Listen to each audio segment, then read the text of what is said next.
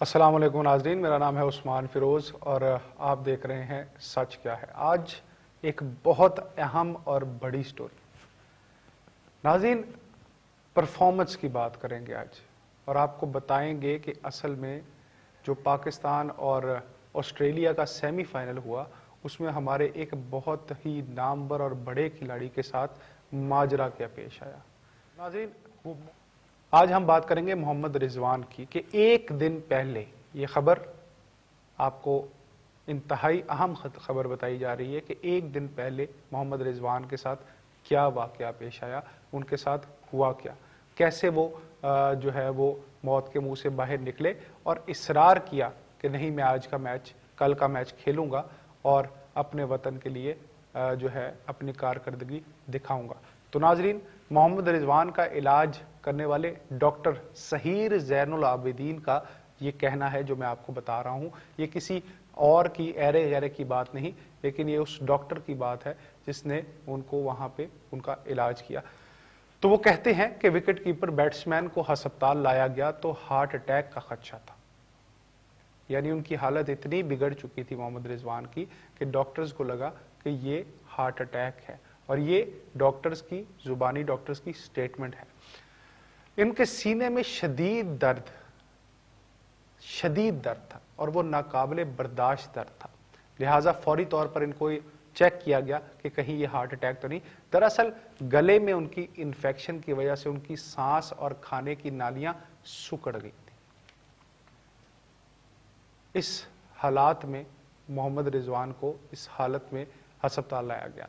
Doctors ने मजीद बताया कि इमरजेंसी में मौजूद मेडिकल टीम ने दुआओं के जरिए सीने का दर्द कम किया, फिर इन्हें आईसीयू में मुंतकिल कर दिया गया।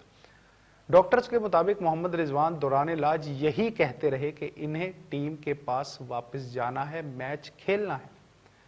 आप कमिटमेंट चेक करें, आप ये देखें कि उनकी कमिटमेंट इतनी पक्की थी कि वो इस हालत में, जहां उनको हार्ट अटैक का कहा जा रहा था, जहां उनकी सांस की नालियां सुकड़ गई थी, खाने की नाली सुकड़ गई थी, वहां उनका एक ही जोर था, एक ही बात पे जोर था कि उनको मैच खेलना है, उनको अपनी टीम के पास वापस जाना है, उनको पाकिस्तान के लिए कारकर्दगी का मुजाहरा करना है, जो कि उन्होंने किया भी।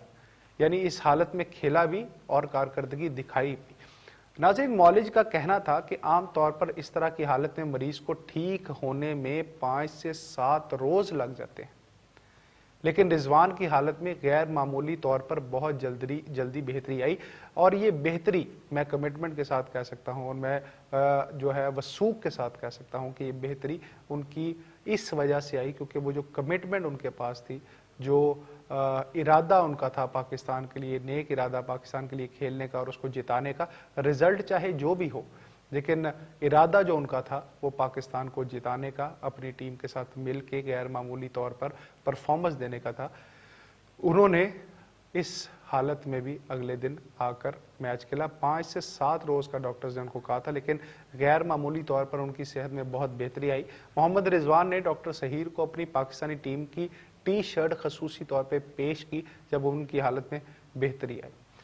तो नाज़रीन, इस खबर की अहमियत इसलिए भी बहुत ज़्यादा है क्योंकि आजकल हम हसन अली के कैच छोड़ने के ऊपर तनकीद कर रहे हैं, हम टीम के ऊपर तनकीद कर रहे हैं। दोनों तरफ हैं, ये नहीं मैं कहता कि पूरी पाकिस्तानी कौम जो है वो तनकीद कर रही है, लेकिन एक तरफ वो भी पैनल मौजूद है, वो भी लोगों का हजूम मौजूद है जो ये कहता है कि पाकिस्तान को हर हाल में फाइनल जीतना चाहिए था। ये हम सब की ख्वाहिश भी थी, लेकिन नाज़रीन, कुछ मुहर्रिकात, कुछ मसाइल, कुछ हालात ऐसे होते हैं जिनमें जो है वो कारकर्दगी मुतासिर होती है। लेकिन मोहम्मद रिजवान की गैर मामूली बात ये थी कि वो इस सारी अपनी जो मेडिकल कंडीशन है उसके बावजूद भी आए, लड़े, शेरों की तरह लड़े और उन्होंने एक अच्छी परफॉर्मेंस दी इन हालात में भी।